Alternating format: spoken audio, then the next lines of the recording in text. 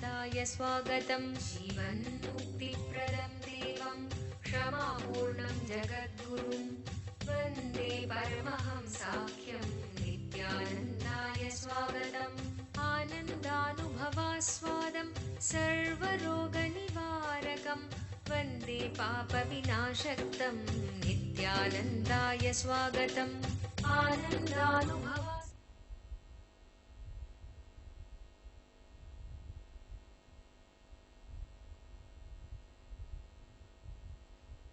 सदाशिवसमारम्भां शङ्कराचार्यमध्यमाम् अस्मदाचार्यपर्यन्तां वन्दे गुरुपरम्पराम्।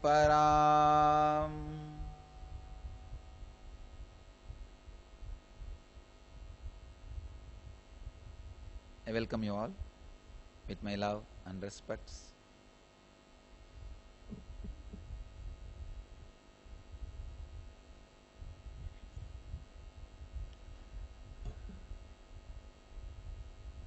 In today's sutra, Patanjali describes different obstacles.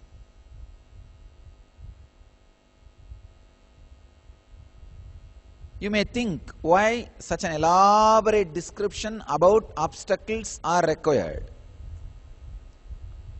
I tell you, many times, just knowing about the obstacles is more than enough, it will disappear, because having awareness about obstacles when it happens in your life itself is a great benefit, that you will just handle it. You will just be able to handle it.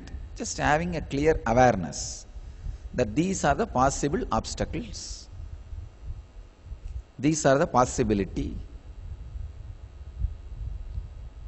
Patanjali describes all the possible obstacles, what all we may have to go through, we may have to live, we may have to relive.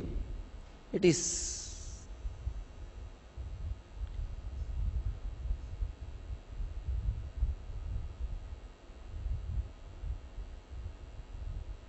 almost like giving you the clear-cut guidance, GPS. Patanjali is the GPS for the inner world.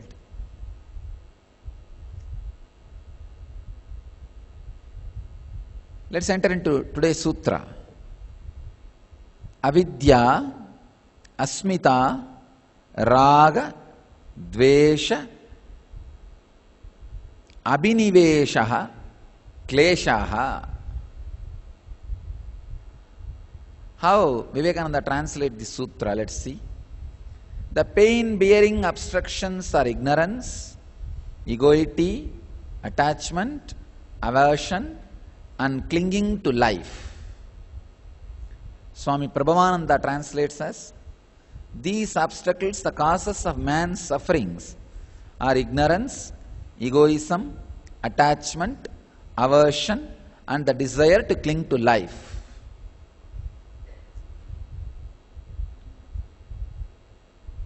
Again, Swami Sachidananda translates as ignorance, egoism, attachment, hatred, and clinging to life are the 5 obstacles.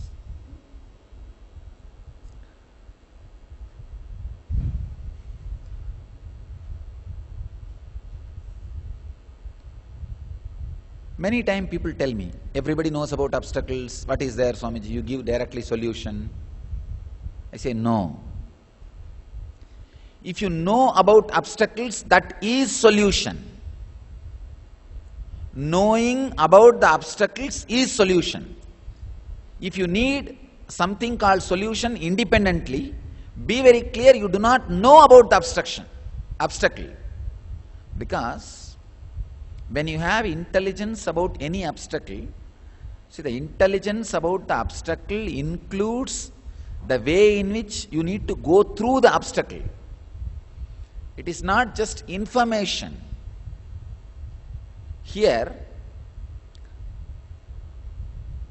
When Patanjali is describing all the different obstacles, the very description, the very understanding, the very clarity equips you with all the tools and weapons, what I call Shastra Shastras, the knowledge weapons.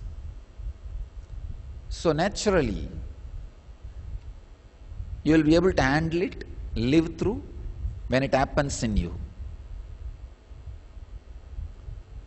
First, Patanjali starts with the word avidya, ignorance. The word ignorance is too small for avidya.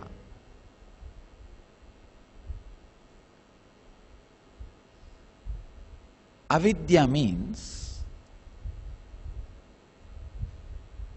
trusting things which are not permanent in your life as permanent solid support to divert yourself from the constant insecurity reminder happens in your system. Understand? All of us by nature built with the constant reminder of insecurity system. Like if you don't put the seat belt, how the light goes on in the car, continuously reminding you, or some special sound. Same way, till you become enlightened, there is a constant reminder in you that insecurity. I tell you, you are inbuilt with that insecurity.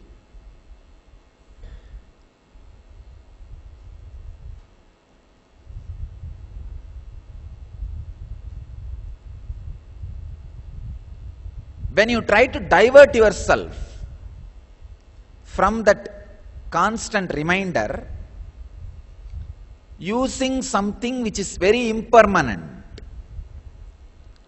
sometimes people are so foolish, knowing it is impermanent, they use those diversions because the fear, when that insecurity haunts, it feels too much and they don't know what to do or they don't want to do the real solution, like alcohol. They know in 2-3 hours they will be out of that mood in which they forget all this insecurity. But they wanted to go on, use alcohol and cling to it just to forget this insecurity or forget these fears and problems for few hours, nothing else. They know in that few hours the problem is not going to be solved. It may become a little more. Many times, these people come and tell me, oh, sitting in meditation, is it not like trying to forget all the problems, escaping from the problems? No. Not sitting in meditation is what is trying to escape from the problems. Trying to divert yourself through other things. Any entertainment except you facing you directly is escaping from that insecurity, is escaping from that red signal, that constant reminder. Avidya means trying to divert yourself from that constant insecurity using something which is impermanent. I tell you, if you have the capacity to sit with you with closed eyes, just 40 minutes a day, nothing else, 40 minutes a day, every day, whatever may be your outer world situation, whatever may be your mood swing, whatever may be, if you are able to sit 40 minutes with closed eyes, you don't need to meditate or get into samadhi, or I am not telling about all those things. I am not giving you any big technique or method or nothing. Just 40 minutes you are able to sit with closed eyes. I tell you, you will not have any problem. You don't need to escape from any problem, because 40 minutes, all your insecurity will come up and haunt you. And the great, beautiful thing about your insecurity is, if you just sit with it directly, it will give you solution and go away. It will just give you solution. You will come to terms with it. Either the strategy to work will happen in you, or you will just come to terms with it. See, if that insecurity, the situation, has to be handled in the outer world, means some other person is also involved and responsible for that insecurity. You will have the right strategy to handle that person. And if nobody is involved, you are alone creating, like a ghost, then you will simply come to terms with it. You will come to terms, you will face it. I tell you, nothing, just sitting with yourself, nothing else. 40 minutes with closed eyes, just sitting. Whatever comes, you will see in 2 months. All the things which you need to face, you would have faced already. The biggest asset for any human being is ability to sit with himself. I tell you, you do not know the value of that asset. Just today, one of our devotee, she was asking me, Swamiji, bless me that I should be centered in my being. How you went through this whole scandal without getting disturbed. I should be in that same awareness. I tell you, this is the secret. This is the secret, the only one secret. You don't need anything else. You don't need even enlightenment. You don't need anything. If you wanted that awareness being centered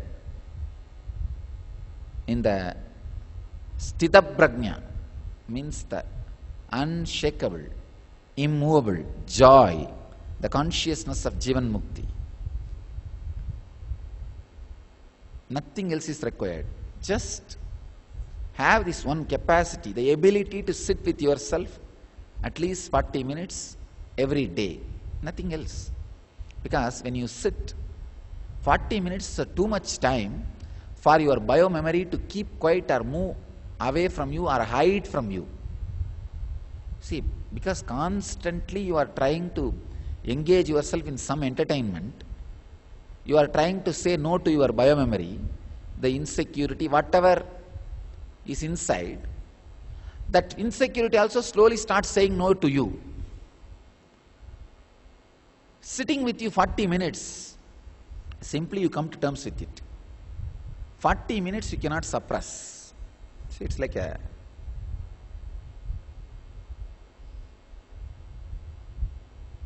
in a big bowl, if you put many objects made out of wood and you go on churning the water, all the wooden objects will go inside. But the moment you take the hands off, the moment you remain silent, all that will come up and start floating. Same way, because you are constantly churning your inner space with something, all those insecurity has gone inside and they are sitting inside. Moment you take your hands off, stop churning, they'll just come up and start floating. Trying to hold on to the things which are not permanent and avoiding the inbuilt insecurity is avidya. I tell you,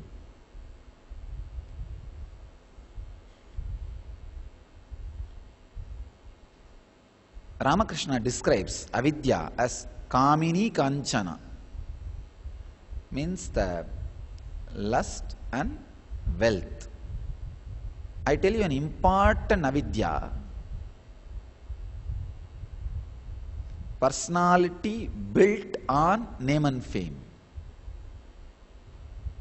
That is also an important avidya. If you try to build your personality on name and fame,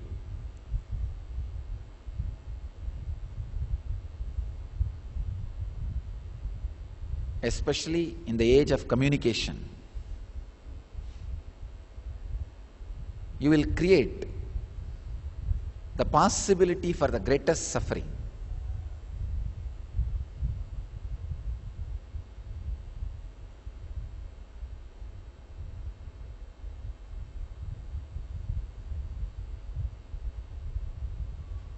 Unable to face the reality as it is avidya.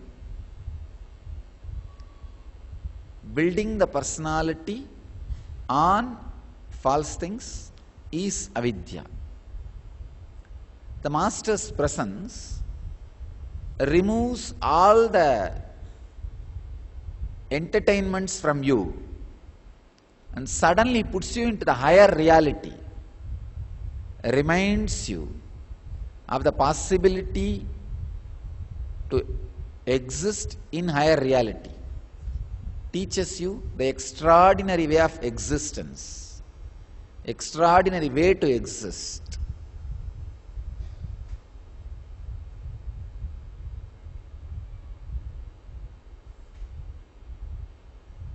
Just remembering clearly the word avidya is enough. When it comes, you can face it, because most of you are mind-based beings, mind-based personalities. You don't have any problem which is directly physical. Nobody is coming and beating you. Nobody is trying to imprison you. It is not physically physical. It is more or less fighting with you, mental. So, remembrance of avidya, understanding about ignorance, is more than enough to experience the liberation, to experience the higher consciousness, to experience the samadhi, going beyond the obstacles. The next word, asmita,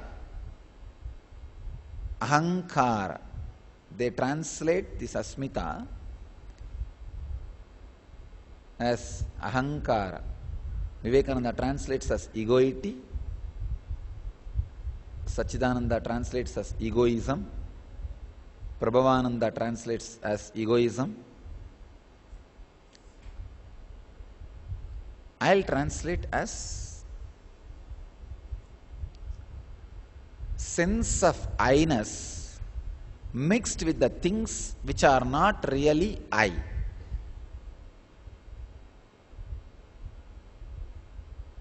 Again, the same thing, same avidya itself is expanded and explained in this next word also. Patanjali is trying to explain the different component of avidya. He is taking us deeper and deeper level through this sutra. See, the feeling of I-ness with the things which are not you, which are not really the I, part of I.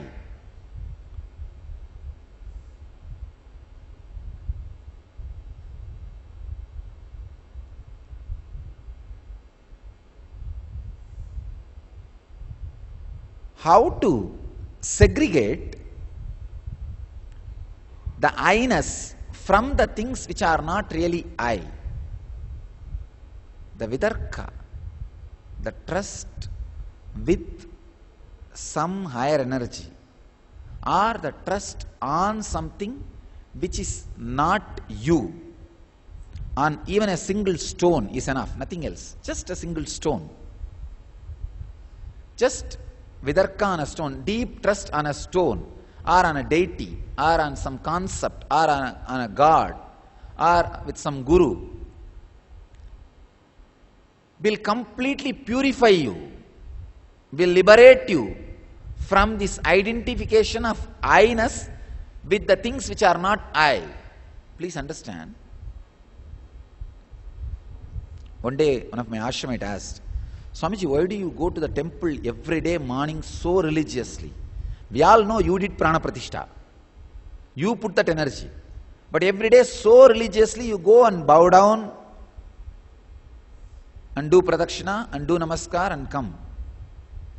He told him, it is just to set a precedence. Understand? Start your life, any action, anything, by remembering something which you think it is not you. Surrender in front of anything, no problem. Surrender in front of anything. Have vidarka with anything other than what you think as you. See, this ego is actually unconsciously identifying with something which is not you. The antidote for ego is consciously surrendering to something which you think really it is not you.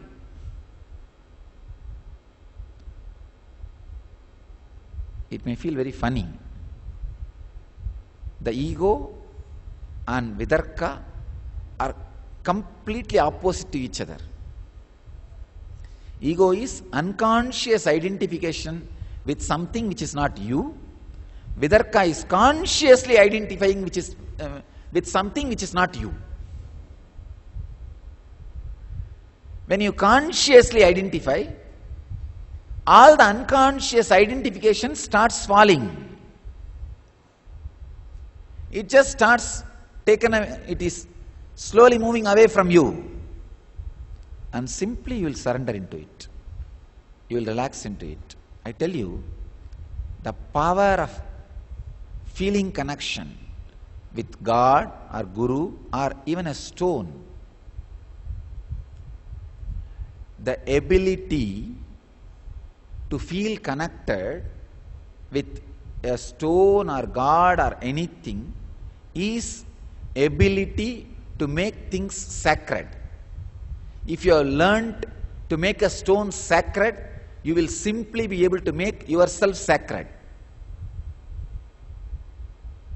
That is the ability to do prana pratishtha. Understand? If you have the ability to do prana pratishtha on a stone, you will have the ability to do prana pratishtha on you.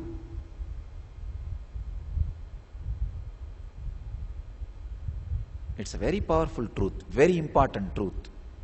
I tell you, I tell all the people, do not lose the ability to do prana pratishtha.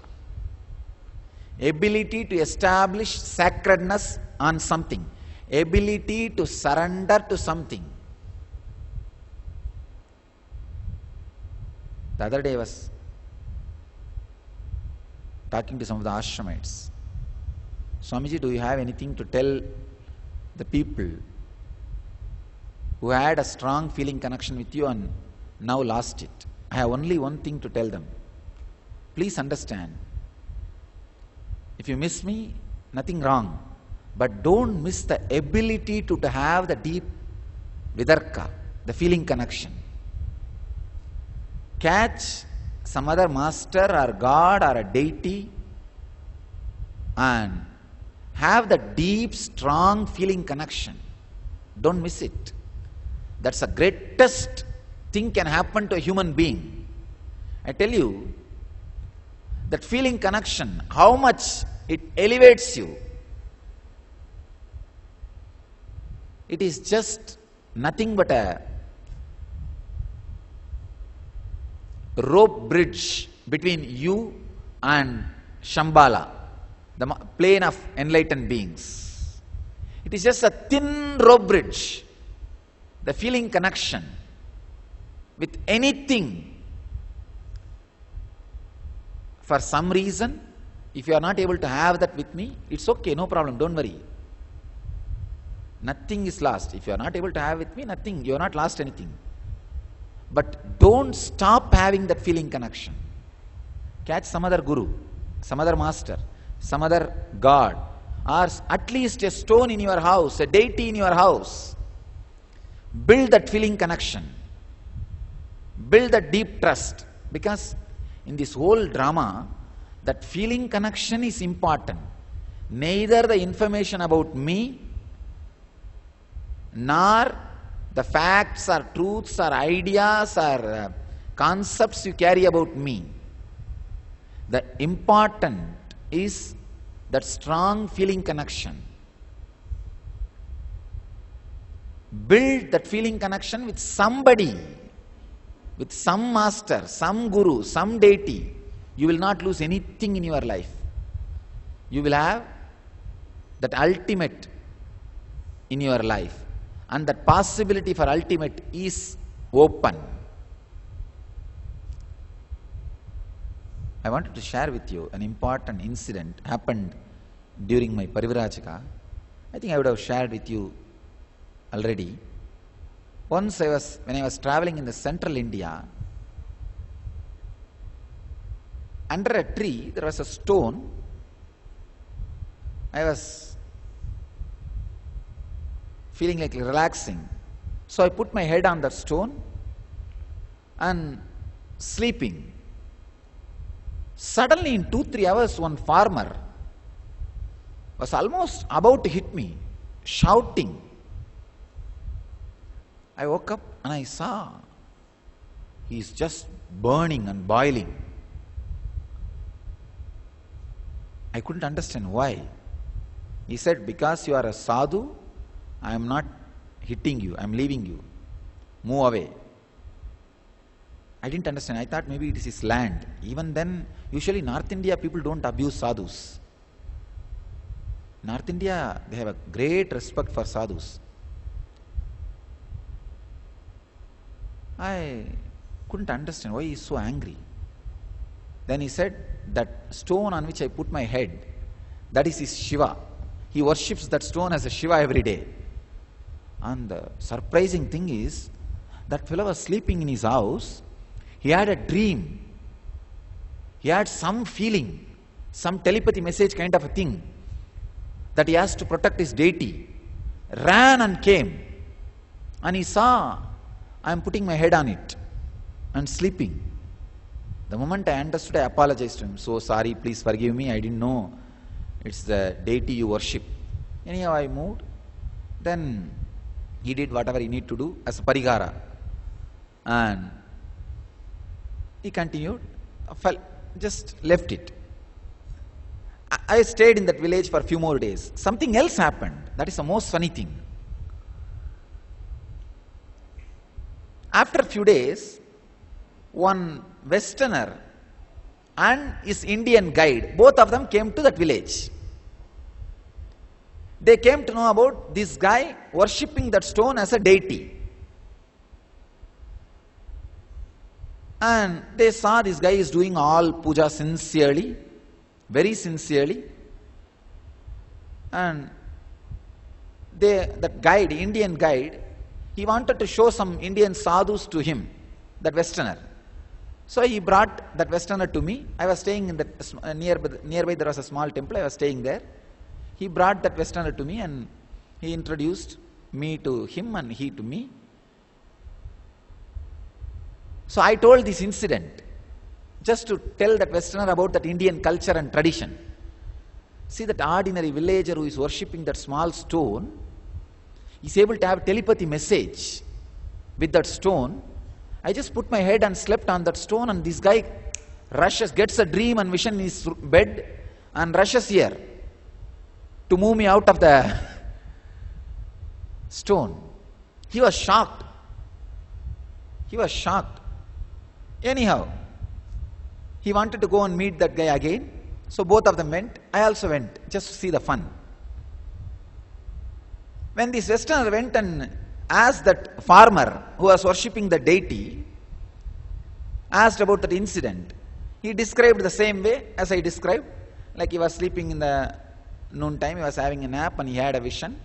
That is Shiva coming and telling, come on, coming and showing him something, telling that he should come and move me out or whatever. Or he felt that the farmer felt by putting my head on the deity, I hurt his sentiments. So he rushed and came after having the darshan and moved me out. This is what he said. one funny thing happened. This Westerner, he just wanted to check the strength of that farmer. He asked, if I give you money, $5,000, those days $5,000 is too much, few lakhs, will you give that stone to me? I was very sure that farmer will not give. He will say, he will get angry and shout at the Westerner and get him out. I was really expecting a very nasty scene. You will be surprised that farmer gave it. He said, take it and give the money. But one thing, I was able to see very clearly that guy, that farmer has vidarka, that feeling connection. It's not a lie. And that guy just said, give the money, take it. And he gave it away actually. That Westerner gave the money and took the deity and went away as a testimony or as a memory or as a souvenir from India. Because I explained to him how the telepathy works in the Indian traditional system. Any stone can become a transmitting center with the highest frequency if you have that feeling connection. So, I was really shocked how this guy sold his deity with which he is living. Anyway, after that Westerner went away, I asked him, what have you done? What happened to you? Why did you sell your God? You sold your God, your Shiva, don't you understand? He laughed and said, Swamiji, I did not sell Shiva. I sold the stone which I considered as Shiva. Then I asked, what about it? Even that is a sacred for you. He said, no, I did Prana Pratishtha. Now I will put another one stone and do Prana Pratishtha. That's all. See the ability, the guy has a clarity and ability. This is what I am telling you. Having siddhis, but having the clarity about enlightenment. See, just because he had a telepathy connection with that deity, he did not lose or he did not get lost and he did not forget the truth. He did Prana Pratishtha. The stone itself is not something special. He was shocked. And he said, I'll put another one stone and do Prana Pratishtha and the same experience will be there. I told, oh God, a villager. What a clarity. I tell you, not being caught by siddhis and forgetting the ultimate truth is this. Having the ultimate clarity, even when you have the extraordinary experiences. I am really, really shocked. A villager, first of all, it is very rare to have this kind of a feeling connection which leads you to the level of telepathy experiences.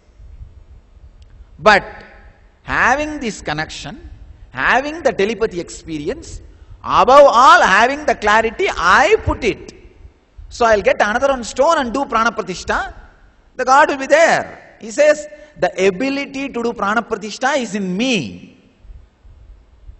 So after all, he will really love to have that stone as a souvenir from India. Let him have it, that's all.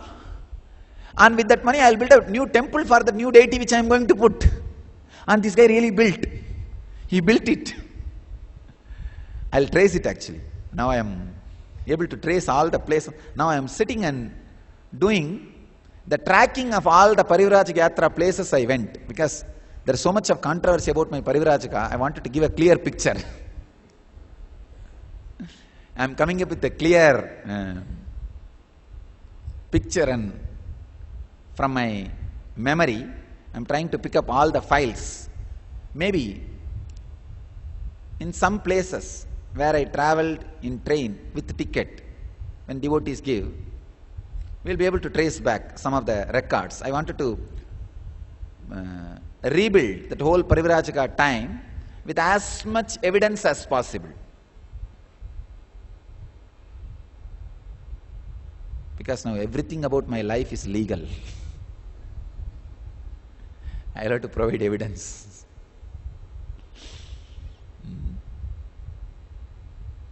We'll trace that place.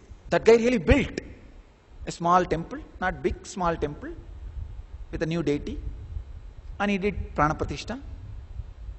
And he's living with that. Maybe he's still alive also.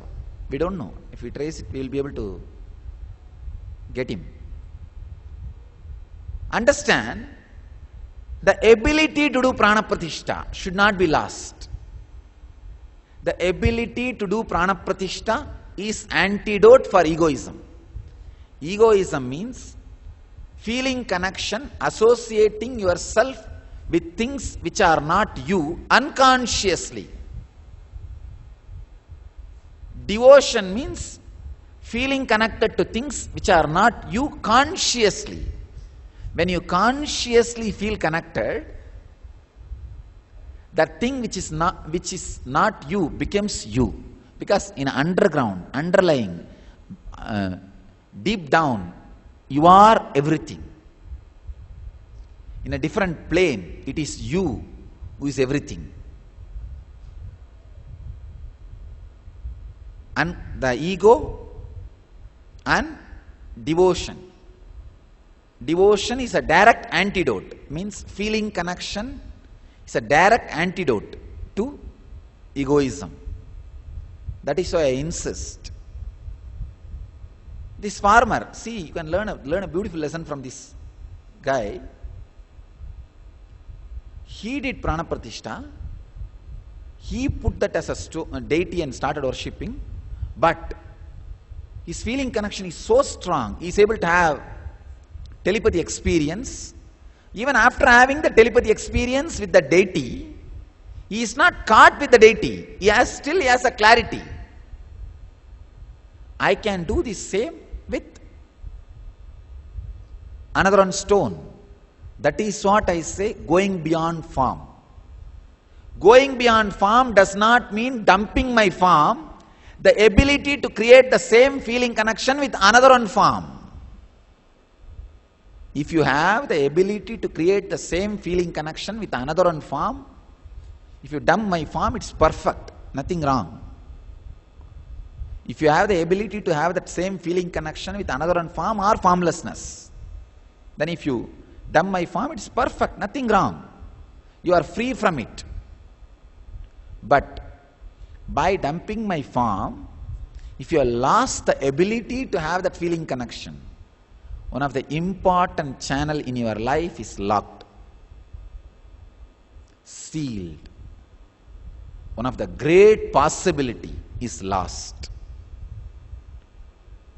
All I am requesting or humbly suggesting for all the former disciples who had that feeling connection and now lost. If you lost this form or me, no problem, nothing wrong. You have not lost anything. But don't lose the ability to have that feeling connection. Catch some other master, some other guru, some other deity, some God, and open, rebuild, redevelop the possibility of feeling connection. You will really see the ultimate possibility happening in you. The antidote for egoism is feeling connection, vidarka. So when you start your life remembering anything other than you, it is sacred. When you do anything by remembering something which is other than you, it is sacred. If you are living anything by remembering which is other than you, you are living spiritual life.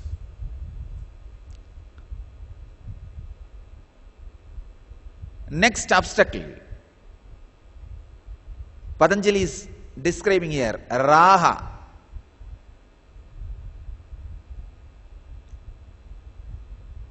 Vivekananda translates this as attachment.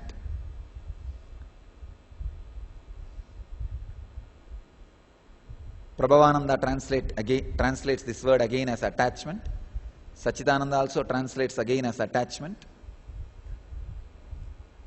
I will not translate, I will tell you the concept of the word raga. You try to understand. Raga is not just attachment,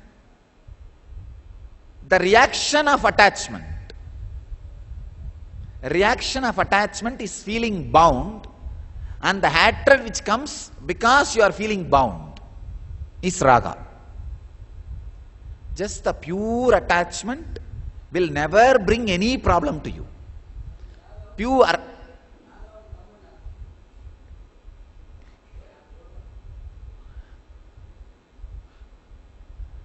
The pure attachment does not bring any suffering to you.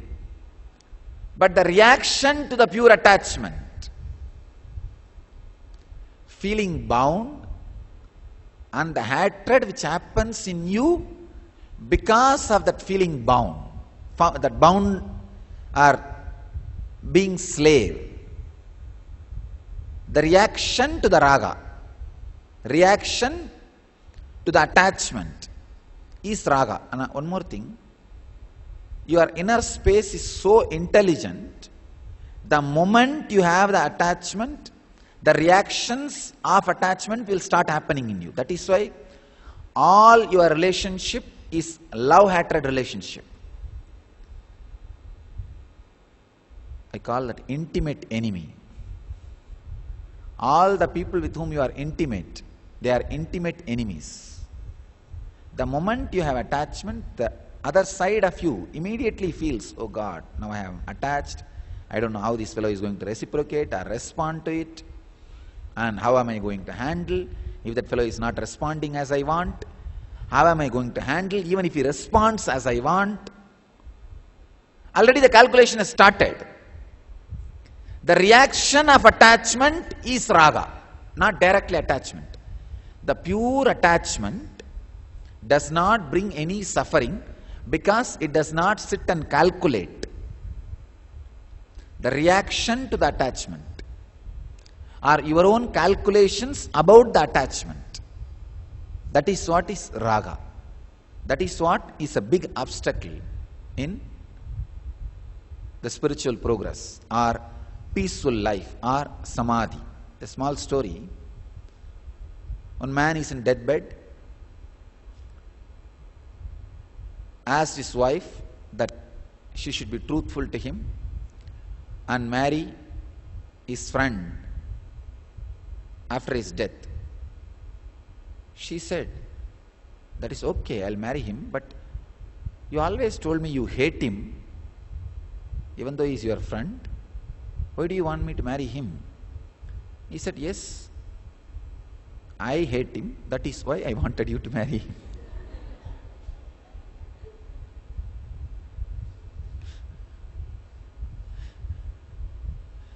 Intimate enemies. All our relationships are intimate enemies till you experience the pure raga.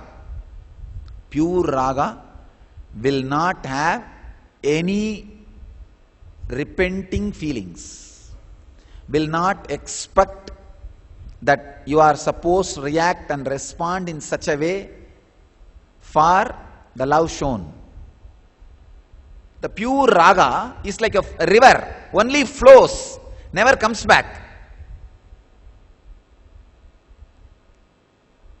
But the word attachment is like a river which is stopped by the dam.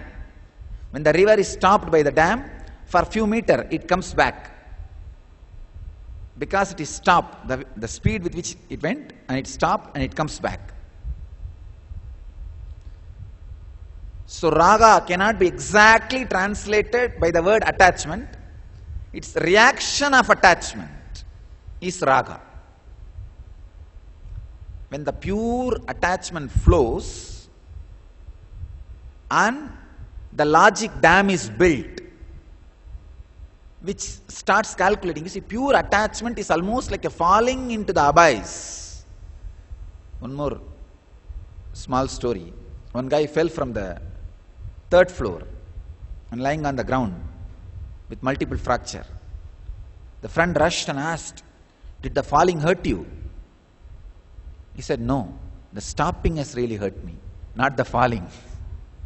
The falling has not hurt me. The stopping has hurt me, the sudden stop.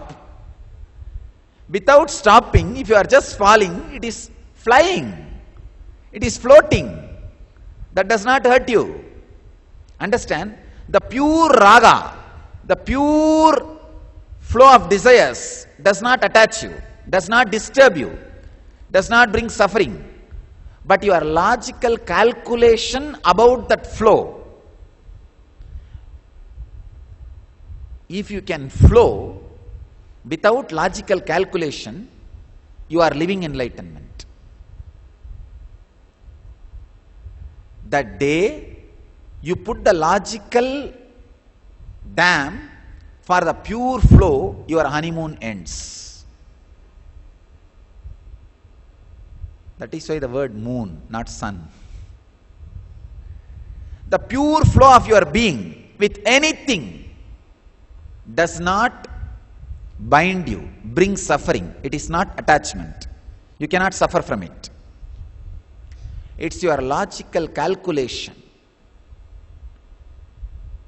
That is why the people who go on calculating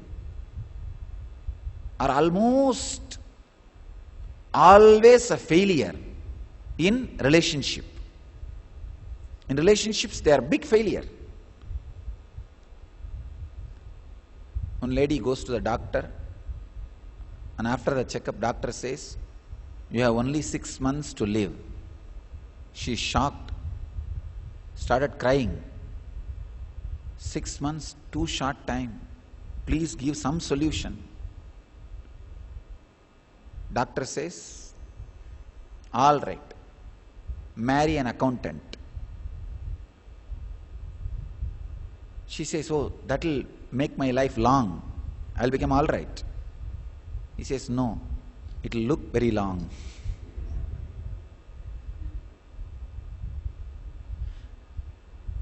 Impossible. The other day one guy came and he asked me, "Swamiji, bless me that I wanted to go for divorce." I said, "Why?" I inquired what you are doing. He said he's a doctor. I inquired what she is doing. She is BABL, Swamiji. Liar. I asked, does she goes to court and practices? No, Swamiji, she argues in the house itself. Constantly, if you build a dam of logic for the flow of love, please understand, by nature, by the very quality of your biomemory, you are built for love and for flowing, for life. Flowing is life. That is expansion. I tell you, even the chair with which you are sitting, try to have a few seconds and flow with that chair. Feel that chair is alive and sit with a lot of love. God, you are holding me. You are holding me. If you are not there, I may have to sit on the ground little uncomfortably. Just few seconds, the chair will become alive and it will respond to you.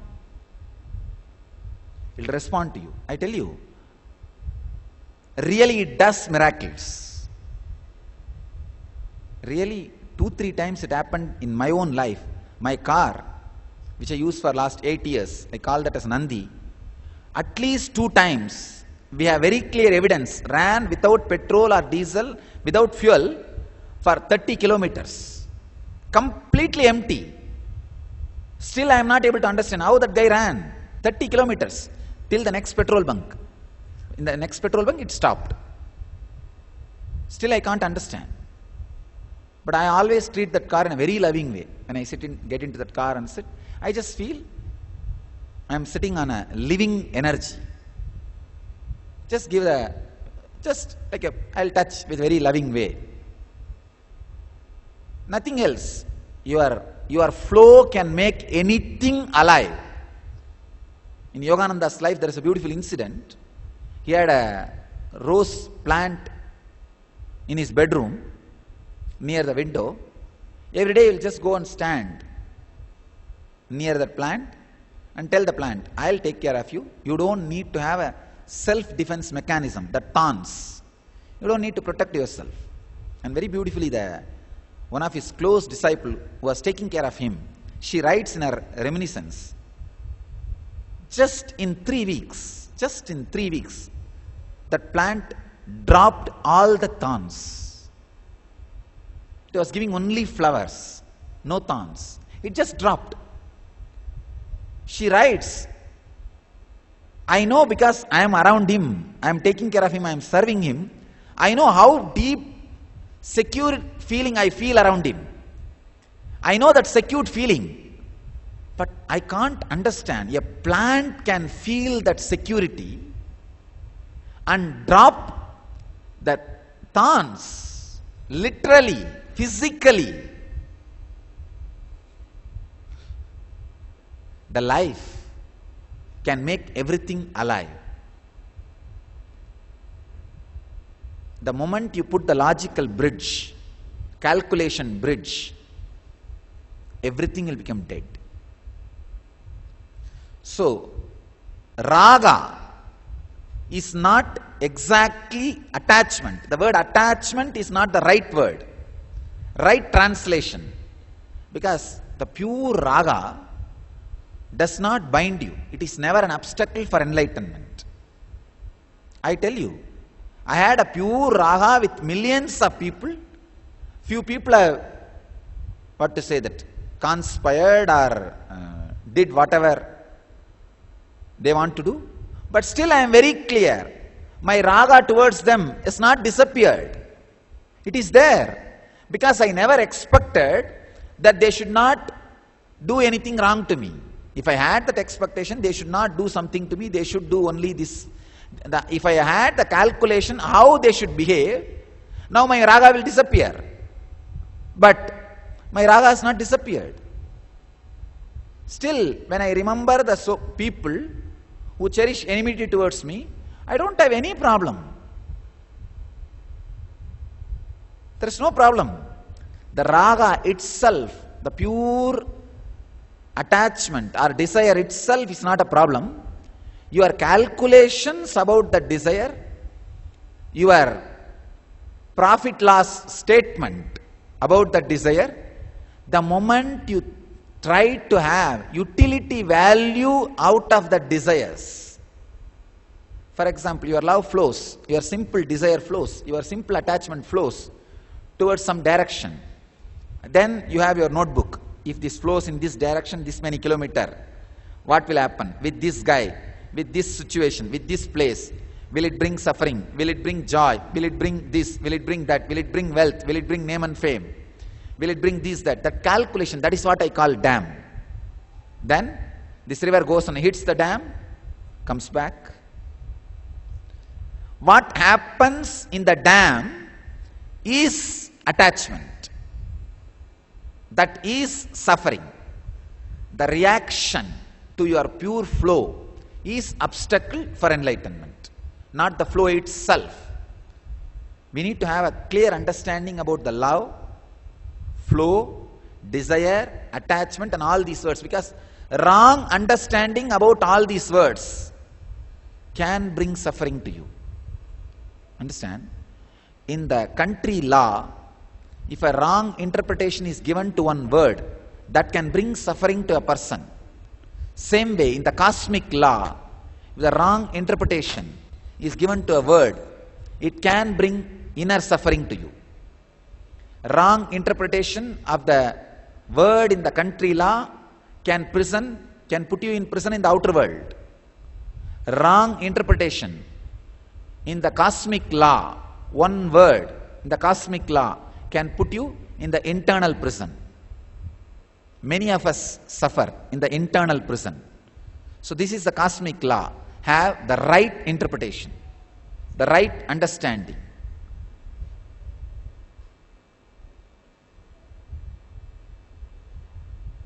Raga means when your pure energy flows and your calculation starts.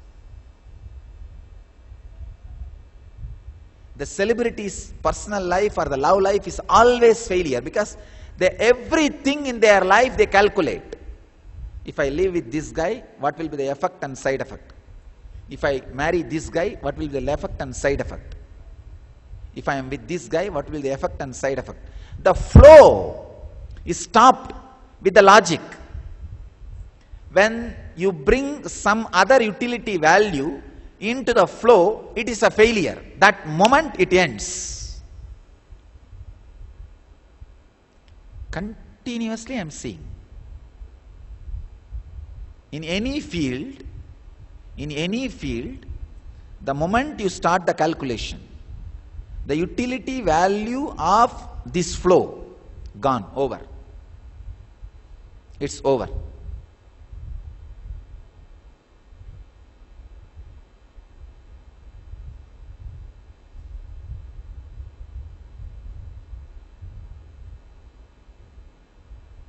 Raga.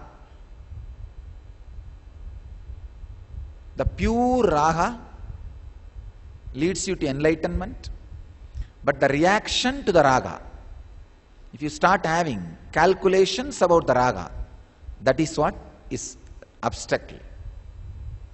Next word, dvesha. Again, Vivekananda translates this word as aversion. Prabhavananda also translates this as aversion. And Sachidananda translates as hatred.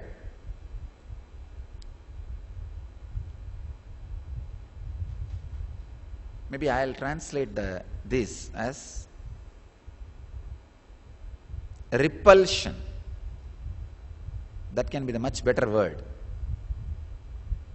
Or you can say all these words put together. Aversion, hatred, repulsion. All these words put together. That concept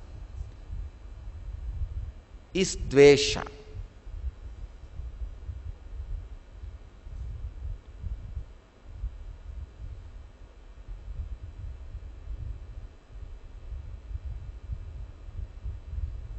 The moment you remember something, if you feel unpleasant, you have dvesha, that's all. The moment you remember something or person or somebody, if you are feeling unpleasant, you don't want to remember it, you just wanted to change. You wanted something else in your mind than that. You have dvesha for it. The only remedy is meditate on it. Whatever object, person, situation, space, place you have dvesha, meditate on it. Sit with it. Conduct like a court. Why I have dvesha? Bring all the complaints. Conduct your own trial. Accuse that guy with honor. See that dvesha is nullified. Please understand.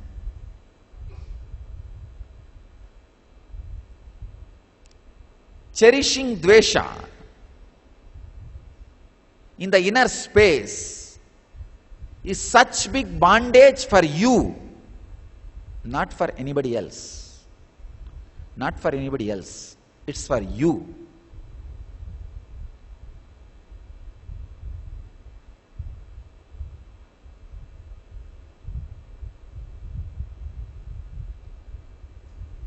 My brahmacharis were telling me, Swamiji, by constantly teaching compassion, compassion, compassion, you made us all very powerless or strengthless. I told them, no. By teaching compassion, I made you guys strong.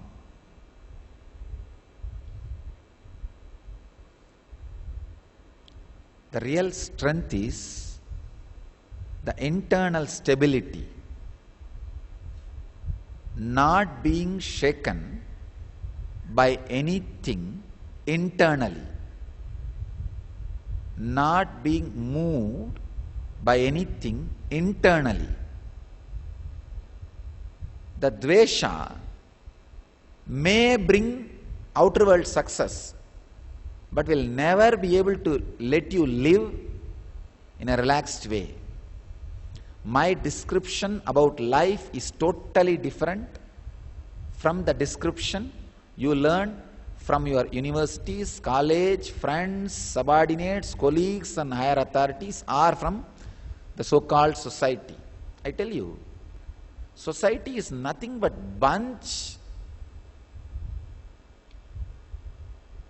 or I can say thick layer of hypocrisy.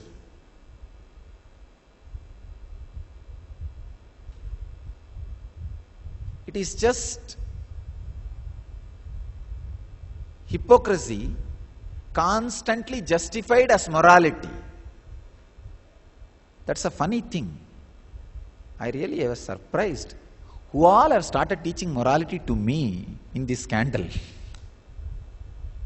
I was really surprised. And all these guys who go on writing articles about me and go on debating about me, judging about me, those guys should understand, after all, the elite society is in touch with me. All their personal life stories are very clearly known to me. I am really surprised. The guys who passed comments during these scandals, all their life is very clearly known to me because I am constantly in touch with the elite society. The elite society continuously comes to me to see or to have my darshan or blessings, and all their stories are very clearly known to me. I was really surprised that how these guys are. Maybe there's a beautiful proverb that cat thinks if it closes its eye, the whole world will become dark. Hypocrisy, the social hypocrisy.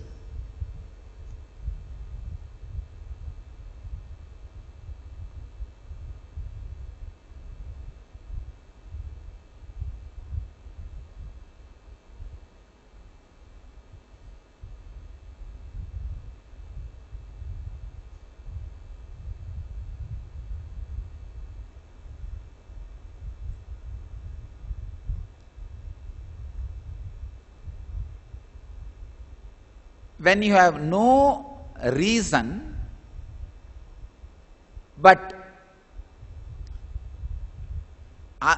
leading your energy towards the other person just based on your plus minus is dvesha. Understand? I am describing dvesha. When your energy is freely flowing, if you put the logical calculation to it, it is attachment. That is what is the description of raga. But your energy is not flowing towards somebody, but you are pushing it because of your own calculation, is dvesha. If I have to describe based on this example, the river flowing is pure desire. It never does anything wrong to you. But it is being stopped by the dam is attachment.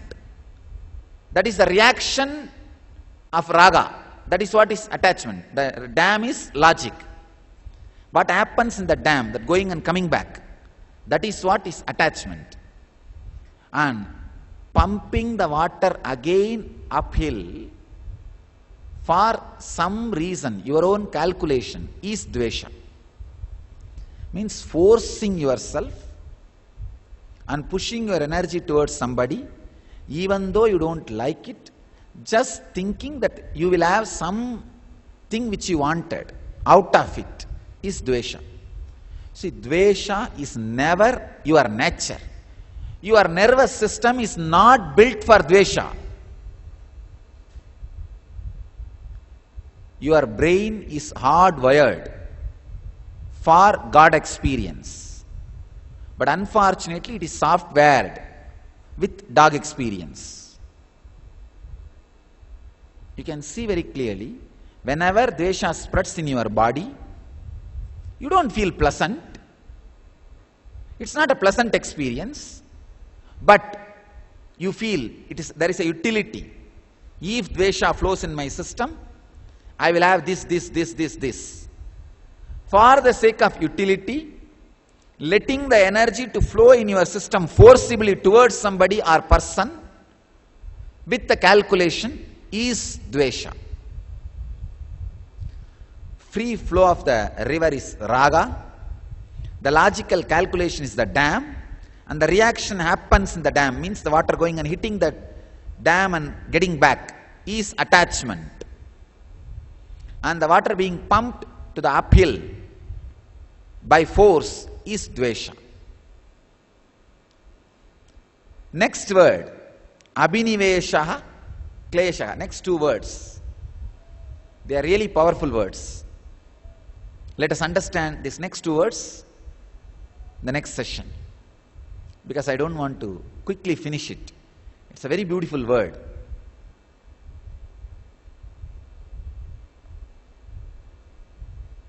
Clinging to life, that's something very deep truth which you need to understand. I need to express it in an elaborate way.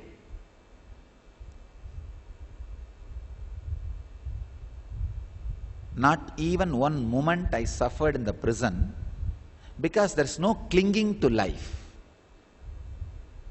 I did not feel I am missing sitting with my people, laughing, my night class, where I sit and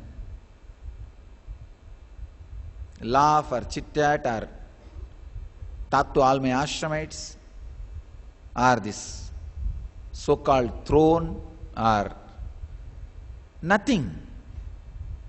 I was looking so deeply into the whole thing.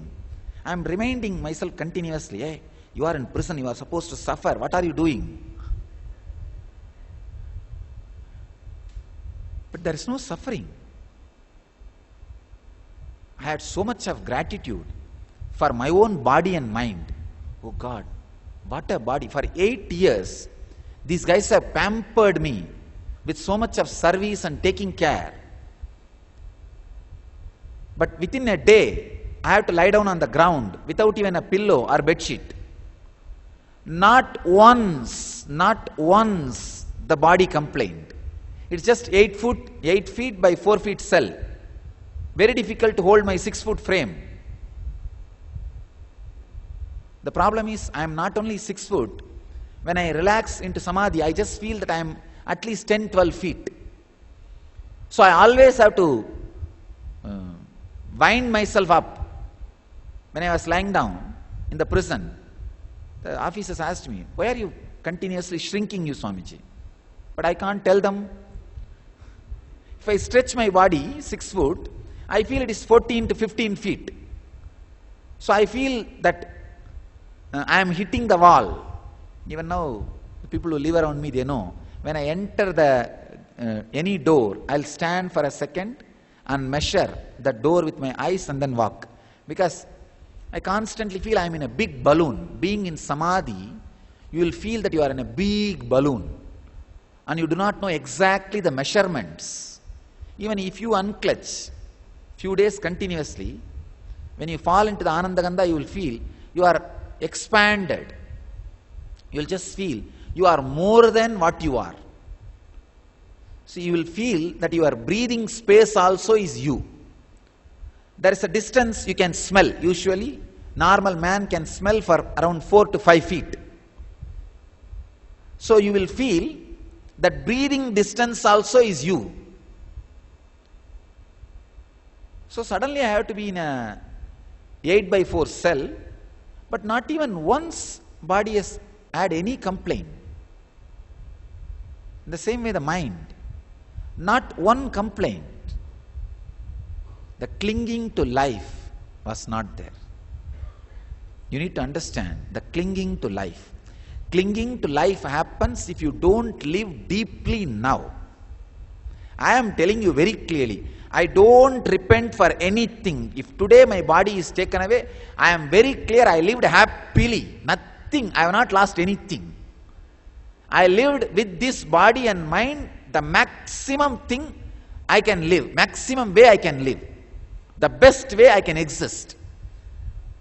I existed.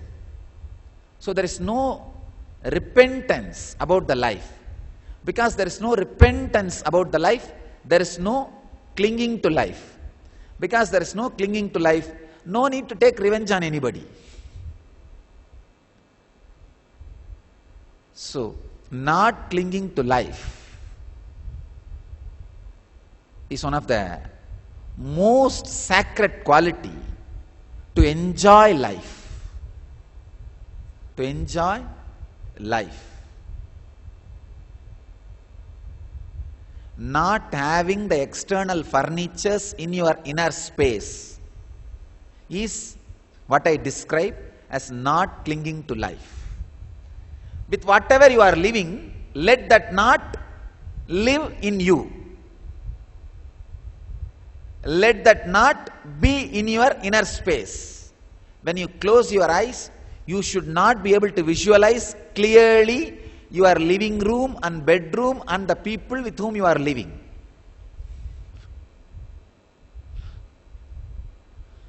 All right.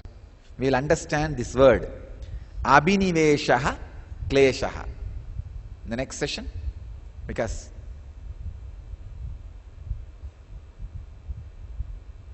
it will transform the way in which you look at the life. Let us have the remaining truths in the next session. Whatever you heard, let that sink in you, work in you, express itself in you, and let you all live and radiate enlightenment. Let you all live, achieve, radiate the eternal bliss, Nityananda. Thank you.